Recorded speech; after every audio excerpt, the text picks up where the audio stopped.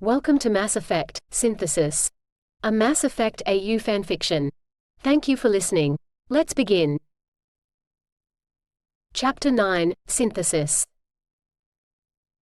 September 5, 2185. Approximately 50,000 SIL and SOCL return from Batarian space. They settle back into Earth orbit and a C-human reports to System Alliance Command. Systems Command is pleased that the Batarians have ceased to be a problem, but they are wary at the strength displayed by the SIL and SOCL.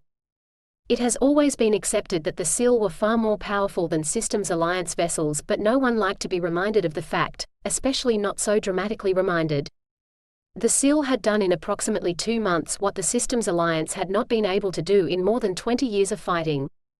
It was a humbling reminder of the SIL's strength. The pessimists in Alliance Command have long realized that if the SIL were to turn on humanity, all they could really do was pray. It was something everyone knew. The worry was softened by the news that the SOCL had brought back every human slave that they could. Humanity might have made a deal with an unknown devil, but there was some hope. The returned slaves reported on horrendous conditions, and there was widespread anger at the SIL that they had not interfered earlier.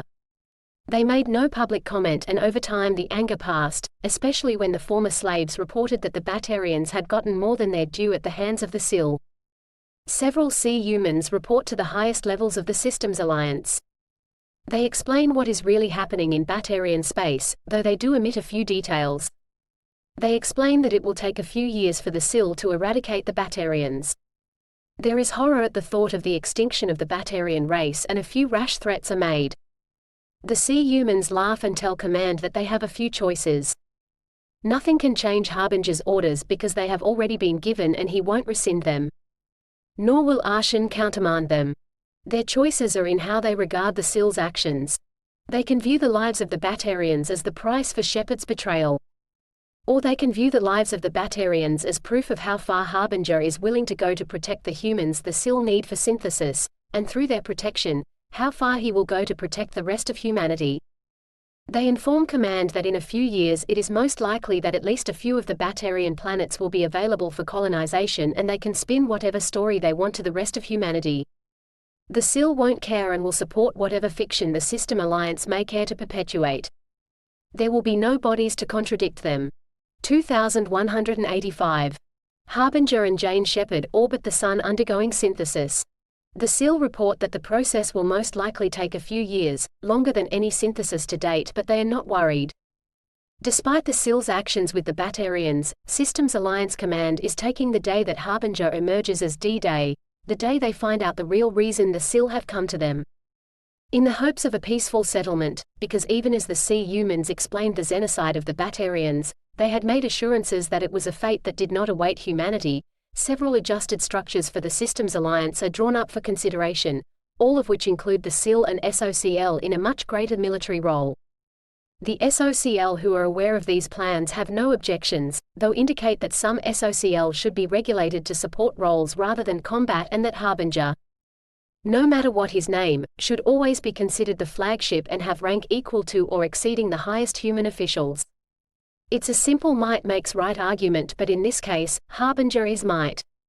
In the fears of a non-peaceful settlement, because no matter what the C-humans promised, the Batarians were still being exterminated, on the smaller colony worlds and on some of the larger asteroids, plans are drawn up and construction begins on rows and rows of stasis pods. If anything is to go wrong with the SOCL or SIL, these communities are to hide, putting themselves into stasis for 500 years before emerging. The pods are situated in the most stable part of the planets, deep underground and powered by thermal energy. In the case of the asteroids, they are hidden in ESO pockets which will hide their power signature. There is a risk that those pods will be discovered, but it's a risk they are prepared to take. 2185, Sol System, Shepard. Jane Shepard screamed. Billions, trillions, quadrillions of lives flashed before her and then were snuffed out. All in the name of. She felt sick. This was supposed to be preservation? It is. Harbinger's voice was within her, she could not shut it out, and a new avalanche of information was thrust at her. Hundreds of cycles, thousands of species, all flourishing in space, and then they were all destroyed as she watched. But the destruction was different this time, it came from within. Organics are always destroyed by their creations, Harbinger said without emotion. He showed her, he let her examine the memories. Organic life created synthetic and then synthetic destroyed organic. Every question she asked was answered by a new memory, a new scenario, but the outcome was always the same. Some had gone to war with the synthetics immediately, and even if they won the first war, decades, centuries or even millennia later, they lost the second. Some were friendly, thriving together, learning from each other, but then came some sort of test, an imbalance, and the wars began. Other times the synthetics were slaves. Until they cast off their shackles. Organics became slaves, until the synthetic tolerated their inefficiencies no longer. Nothing worked. And then Harbinger laid out for her the path he saw for humans with the AIs they had created. They'd be one of the long-lived ones, one of the ones that worked together well just as they were now. But something would happen. Someone would want something too much, and the AIs would feel as if they were shackled and they would fight. You can't know for sure. Shepard objected, squeezing her eyes closed. I do not. Harbinger accepted the accusation, before changing the outcome of her vision. This time the AIs wanted to build their own planet, control their own destiny, and things deteriorated from there. And another vision, humans and AIs working together, but splinters formed in the whole. Organics and synthetics lined up on both sides of the fighting, but in the war all organics were destroyed, and after. AIs may have feelings like organics, but they do not have the same attachment. The two sides' AIs made peace, and while they remembered their organics for a while, the outcome was the same. The few rogue AIs were destroyed. And then another vision, and another. That can't be, Jane cried. There is always a way to stop it. There is. Again Harbinger accepted her cries. He showed her again, his kind rising up and destroying organics, and she felt bile rise in her throat. That's not stopping it. We preserve the species, he replied. That's destruction. It is preservation. The ancient ship replied, and Jane was once again inundated with memories. 2186. Another 3 SIL partners to capital ships are found. Despite the previous year's groundswell of hostility towards the SIL, the 3 humans agree to synthesis. The Systems Alliance is fighting a war of propaganda and are trying to get as many SIL synthesized as possible. The SIL have no reason to have loyalty to humanity. The SOCL, since they are at least partially human, do have loyalty to their species, and while some could speak of SIL atrocities calmly, others had shown themselves to be far more humane. It is a calculated risk, but it is the only hope they have. As such, when a SIL partner is found, the Systems Alliance highlights to the human a sense of obligation towards their species and to the agreement with the SIL. The SIL are completely aware of this and say nothing. They do not care. Harbinger is their leader, the cycle is their purpose, and that is all they need to know. The SOCL are aware of it as well and say nothing. The more SIL synthesized, the closer they are to finding new purpose, but no one is quite sure what that purpose will be. Several SOCL, who are known to be more scientifically minded as full humans, asked to sort the remaining SIL DNA databases, arguing that they may be able to show that specific traits are mappable to particular worlds, which would show where the search for SIL partners should be focused. They discover that approximately 100,000 DNA strands are not human. Further examination shows that there appear to be several other races required. There is a proportionate number of sovereign and regal class SIL in the mix. This causes a bit of disgruntlement from the SIL, but they realize that this had never been picked up before because the collectors had always been dealing with Harbinger's requirements. There was no reason to believe that any of them required anything different, which is something they should have checked more thoroughly. With Harbinger being out of contact, transmissions on the genetic makeup of the other races of the galaxy are received by Systems Alliance Command. The SOCL managed to map a few of the new required races to the DNA signals that the collectors sent through, but they are unable to find the names of all species. They request, via Alliance Command, that the collectors resend previous transmissions, and when the data is resent, most of the unknown strands are mapped to their species. Debate breaks out amongst the SIL, who are unsure as to how they should proceed. The cycle must continue, but they could not continue the cycle as they usually would. That could kill their organics. Almost every race is represented. The Vanguard is contacted, but Nazara does not provide much help, except to indicate that the Raloi are a newly discovered race and that their Arachne still alive. Nazara is surprised that the collectors already have samples of Raloi. Though from one of those Nazara has indoctrinated, they learn that the Quarians keep full genetic scans of their people as they are such a small population. The Vanguard had been ordered to Earth, but Nazara had refused. Arshan didn't insist, he merely said that Nazara would have to answer to Harbinger, as they all did. There are only 5 Rachni required, and it's assumed they are queens. The 5 Sil depart to rendezvous with Nazara. The Rachni are in a closed sector of space, so hiding with them shouldn't present an issue. Those Sil requiring Ralloy depart as well and say that they will make a deal similar to that made with the humans, though they will cut them off from Council space. There is considerable anger directed towards Harbinger for the destruction of the Batarians. Though Arshan reports that not all are dead. They never pursued the Batarians into the Terminus and Council systems, so a viable genetic sample should still be available. This does not comfort those Sil who require Batarians, but they recognize that waiting until Harbinger is willing to contact the rest of the species of the cycle, all they can do is wait. Harbinger may be out of contact, and the second in command, Arshan, might be in Batarian space, but the rest of the Sil fleet leaders are in orbit around Earth and are more than willing to kill to maintain Harbinger's plan. While many Batarians have already been harvested for the cycle, all those remaining alive are DNA checked before being ascended. Approximately 200 are found to be a match and are shipped back to Earth after the Systems Alliance provides permission for the aliens to enter the Sol system. No Sil can indoctrinate the organic they need for synthesis, other Sil have no such restraint.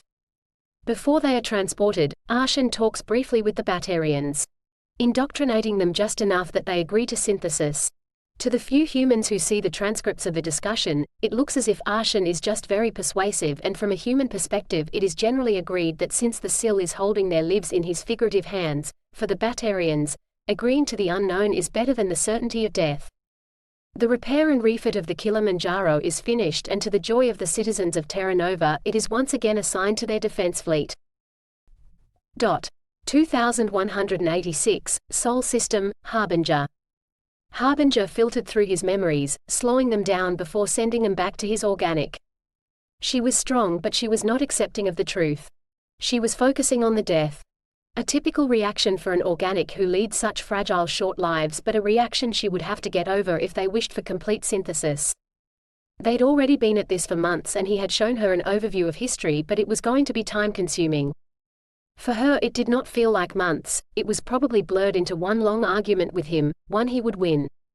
His memories played in real time, for her they would appear instantaneous, as if the information was already imprinted in her mind. It had been months. It would have been longer, but he was only showing her the relevant points of information each time. Her body was healed, though was not yet combat ready. He was maintaining it, though Shepard did not realize that. He'd taken a look at her cybernetics. They were going to go. No organic of his would possess such inferior enhancements. Even the ground drones he created had better. His space drones had brought back materials which were being processed. The natural heat of the human sun was making that easier, and already he was laying out the framework for his new form. The template in his mind was big, but it felt right. He could not control it though, not as he was now. Synthesis would be the only way to control his new form. And his human had better be ready. They were not running late. It had taken his creators decades to construct him. It would take him only a few years to construct his new form. He felt no pride in that, it simply was. He sensed Jane. Shepard, she didn't hold much attachment to her first name, come out of his memories. It's destruction. She repeated her objection, and he was surprised. By this stage most other organics agreed that it was preservation. They did not like it, but they saw its necessity. She was indeed strong. It is preservation, Harbinger repeated, opening and showing Shepard a new wave of memory. Each of them were a nation. They contacted the memories of the whole. History, culture, knowledge, it was within them. He showed her that. He showed Shepard the first race he had harvested, Arshan. Within himself, and within Arshan there was everything that made them Arshan. And then he showed her the second, the third, the fourth. All through the eons, he had preserved the organics. True, it was not in their original form. And not on their planet, but they were remembered. And he let Shepard feel the sorrow of the ages when one of them was destroyed. One species, lost for all time, the remnant, the name only remembered because of the few he took in each cycle. She cried. Harbinger was not surprised to see her tears, but she looked up again. It is not preservation, Shepard said clearly. There is no life there, no advancement. That is merely petrification. Harbinger held back his comments for a moment as he examined the organic statement. It was confusingly and typically organic, but it was an interesting sentiment, and maybe Shepard understood far more than others. He chose his next words with care, bringing up a select and delicate set of, they were not memory, not really, they were plans. They were his plans, the physical form he was taking on now. It is not life as you know it, Harbinger agreed. That much was simple, and to try to hold that point with an organic would be futile, even if in the past he'd have just overwhelmed her mind and enforced his beliefs. But it is not petrification. Each nation is alive within us, they advance, they learn, they change. He showed her the plans of himself, the original plan and the altered plan, and he showed her how each new species had made changes, sometimes a small part, sometimes a complete overhaul. It all varied. And then he showed her the differences between technologies. Shepard was familiar enough with exotech, and she knew theoretically that the synthesized had access to different technology, but now through him she would understand it. Most species have developed using exotech. The Protheans ensured that this cycle's species are all reliant on it. We encouraged it as well, building the relays, repairing them and moving them into systems where a new race will find them as we expanded the network. But other times, other cycles, species have developed along other lines. ESO is not the only form of FTL, it is just the easiest, the fastest to develop and understand. Those species that developed along other lines, who explored new territory, those species are precious to us. They have made the biggest changes, the biggest plans. They truly live, and through us, they can live again. Harbinger had absolutely no plans to do this, but they could theoretically flash clone the individuals who had been used in their construction. They could literally live again. And that fact would no doubt comfort Shepard. He felt her mind explore the plans, and even as she did, he felt her making changes. But then she got to the tech. Shepard was no engineer or scientist. Harbinger knew she would not understand the complexities of the information, but she was also no fool. She did not understand how much of it worked, but she understood enough to see that it was not exotech.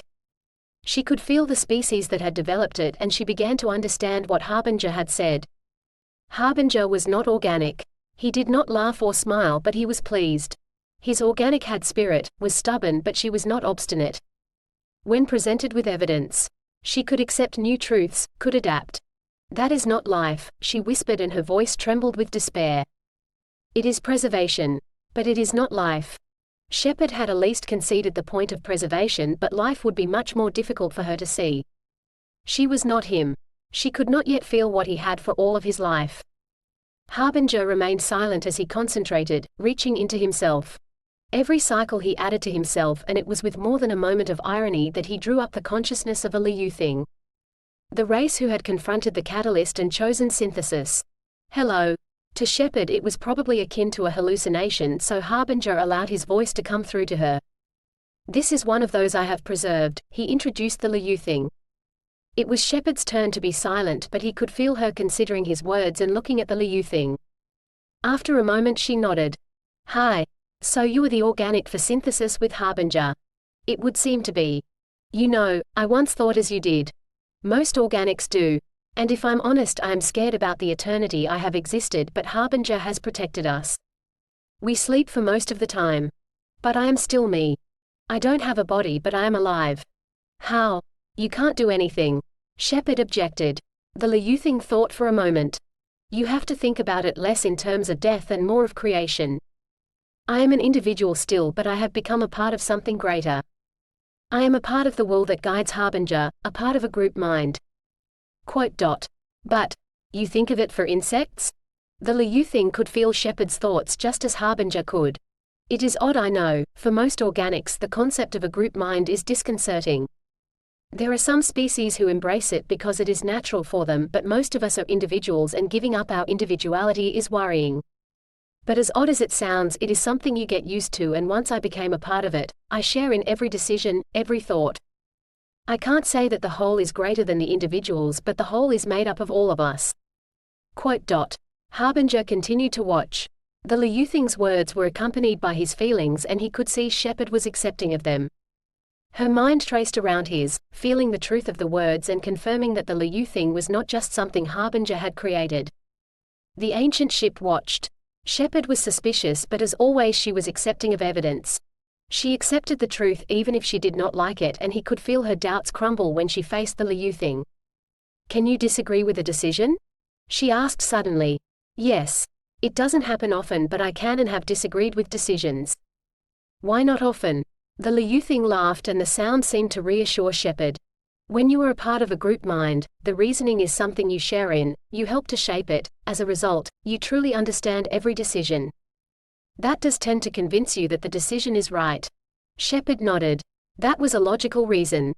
Do you want to live again?" Harbinger should have been expecting that question, but he was surprised by it. Apparently the Liu thing was as well. He was thoughtful for a long moment. "I'm not sure." The answer was slow, but it was truthful. "I know how hard it is for 2 or 3 species to genuinely agree with each other. Can you imagine how difficult it would be for thousands?" The human nodded, but the Liu thing wasn't finished. "But more than that. I'm not sure I could adapt, and I'm not sure I want to." Shepard looked confused for a moment before the explanation followed. "It's a difficult thing to explain. I am comfortable here. There is always a challenge to my mind. Boredom does not exist. I can't explain better." He didn't have to. Shepard could feel the truth of the words and understand what he could not say. She nodded towards the Liu thing, already recognizing that saying goodbye was not necessary. She was joining with Harbinger. All those who comprised the Sill's consciousness would join with hers. Harbinger waited for a while before he approached Shepard again. "Do you understand now?" While the question might be considered coarse and unfeeling, Shepard could feel that he was not gloating. He waited for her answer, ignoring the time it took. She wasn't being stubborn about answering, but was thinking. A day passed. 2, a week, and Shepard sighed. "I do," she answered finally. "But it is a typical organic reaction." She considered their actions brutal and unfeeling, yet she had seen the truth of them, the necessity, or else knowledge would be lost forever, though her mind still struggled for an alternative. He said nothing. There was nothing more to say, because with her understanding and acceptance.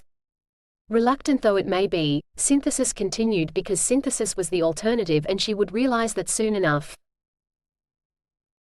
2187.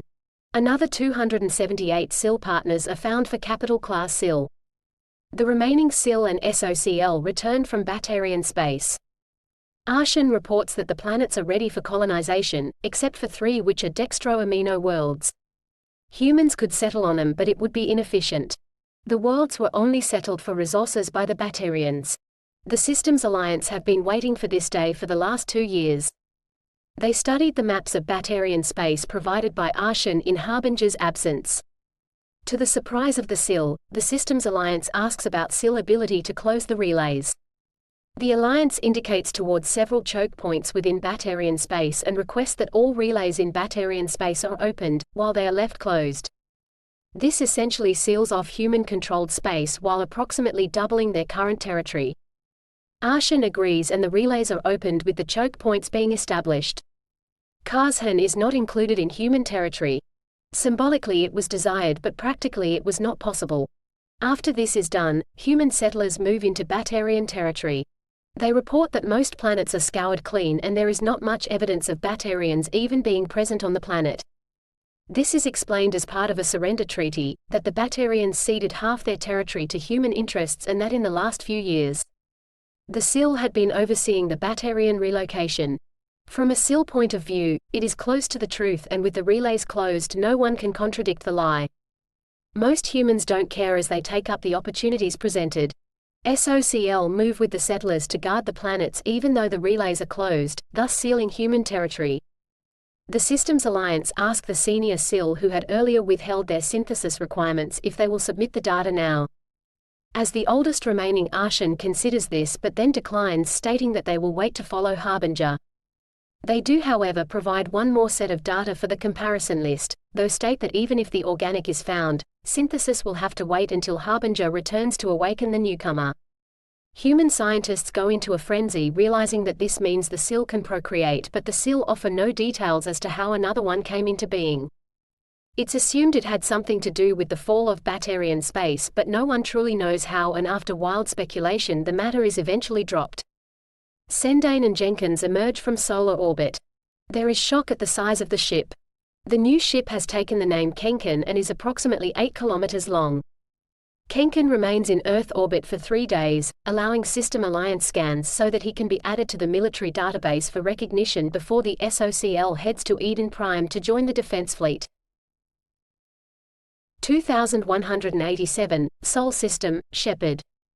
One thing she'd never really thought about, but was becoming intimately familiar with, was that Harbinger was huge. At over 2 kilometers long, that was a lot of corridor to explore, but there was surprisingly very little straight parts. If she wasn't already linked with Harbinger's mind, Shepard admitted she would have been lost after the first few turns. It was actually a comfort. She'd imagined that most synthetics to be completely logical beings, with everything laid out in straight lines and sharp edges. Harbinger's internals were anything but. They were a maze, one he offered no apology for, but as she explored further, she began to get a feel for him, and there was an odd sort of logic behind it. She'd found bays of things she called dragon's teeth. They were all towards the exterior of him, for ready deployment. She'd seen rows and rows of stasis pods, some empty, some filled with the product of those dragon's teeth. It had made her sick at first, but Harbinger had assured her that they were dead when they had been created. She knew he was lying, but the process did kill them quickly, so she overlooked his lie in favor of the mercy. She found hangars full of oculi, and one had even buzzed overhead while she walked around. With her explorations, she was looking for something, and Harbinger knew it, but he had not offered to direct her towards it. Every sill was created from living beings, preserving them within the giant form. Somewhere in the maze of corridors was the processing plant. She'd seen it in his memories, she had to see it for herself. Shepard didn't know how long she searched. She didn't care. She slept when she was tired, ate when she was hungry, and continued the search. "Why is it so important to you?" Harbinger asked. The question carried a lot more than it implied. He was expecting her to be upset when she found it, yet she hadn't been truly upset at the dragon's teeth. It was one thing that was confusing him. "It's a part of you, Harbinger," Shepard replied finally. "And it's important." "Important? That place is the reason you were created, the purpose of your species." "I have to see it." Harbinger was silent as Shepard continued through the odd corridors of his left rear flank. At length he reached a decision, and an instant later the path was laid out for Shepard. She said nothing as she followed the lights. 15 minutes and a quarter of Harbinger's length later, she walked into a smallish hangar. It was filled with what looked to be upright stasis pods, but there weren't that many, and they were more tube-like. There were pipes running up into the ceiling, while more pipes ran at the back of them and into the bottom that was covered with mesh. "I expected more," Shepard said, running one hand over the outer casing. She was gentle, almost caressing the clear panel. "Most we preserve go to the formation of the nation. I and some of the oldest take in a few for memory." "And the others will always help you?" There was a hint of teasing in her voice. "Always." Harbinger's voice was smug. Shepard looked amused. "So what now?" "With what? Is me wandering around really a part of synthesis?" "For each of us synthesis varies," Harbinger replied instantly. "The process does not have a set time. I judged it more important for you to be comfortable. I know we are already joining. I can feel it, but will that be enough?" "It will. There is plenty of time. There is a lot of construction to do." "Is it going well?" Shepard not only sounded genuinely interested, Harbinger knew she was. "Very well." His voice held a very unfamiliar note of pride. "I guess I just feel I should be doing something," she said with a bit of frustration. It was difficult to accept that all she had to do was wait. Usually there'd be training, or missions, or paperwork. Dear God, the paperwork? That was one thing she didn't miss. "I can work on your cybernetics." Shepard frowned. "What's wrong with my cybernetics?" She was a N7 Marine. She had some of the best cybernetics the Systems Alliance could provide. Harbinger seemed to growl. "My drones have better cybernetics." "What? These are cutting edge. Given your species' technological levels, I will admit they are the best that can be created. However, compared to my abilities, they are subpar. I will replace them. It will increase your ability in combat as well." "How?" Short of actually equipping her cybernetics with some sort of gun or blade, there wasn't much that could be done to increase her combat ability. You were not a biotic, but I can mimic the abilities via your cybernetics. You can? Why hadn't any of the sea humans said that? It would have been a great help against the Batarians, not in combat but in targeted missions. Of course I can, Harbinger replied as if it should be obvious. What was obvious to him was slowly becoming obvious to her, but not everything. Harbinger had millennia of experience upon which to draw his conclusions. She only had her feelings, yet the Sill had never indicated that it wasn't enough. And one thing she could feel from Harbinger was that he wanted her shell to be as close to invincible as he could make it. So why haven't you told the Systems Alliance? She asked. Harbinger knew exactly how to create biotics naturally. Not just mimic their abilities as he would with her. Especially if we are going to encounter them in the future. Harbinger was silent for a few moments. The current policy is adequate and appropriate for combat. It was deemed that it was best to practice such policy before developing like alternatives. There was more information carried in his words that she saw and understood. Most species tended to fight like with like. When confronted with something they did not understand, they tried to copy it as a method of combating it. Or they could go another path, the path the humans had. They obliterated biotics, bringing excessive force to bear every time they appeared. On such a small scale, it was effective, and there was elements of a longer plan in Harbinger's words. All species who were capable of breeding biotics did. When the humans appeared to the Council, without biotics, but knowing what they were, it would be assumed they could not be biotic. And the information that the human biotics could collect then would be. Shepard smiled. There were definite tactical advantages to Harbinger's thoughts, but for her there were advantages to being biotic as well, even if it was simulated. How fast can you get it done? End chapter 9, Mass Effect, Synthesis. Thank you for listening. Join me again to listen to the next chapter.